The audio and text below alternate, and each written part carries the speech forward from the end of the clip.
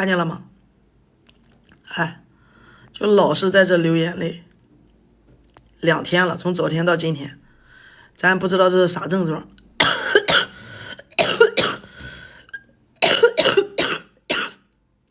哎呀，然后咳嗽还厉害，晚上睡觉出虚汗，哎，那被窝里边都是湿的，换着窝睡，这边睡完睡那边，哎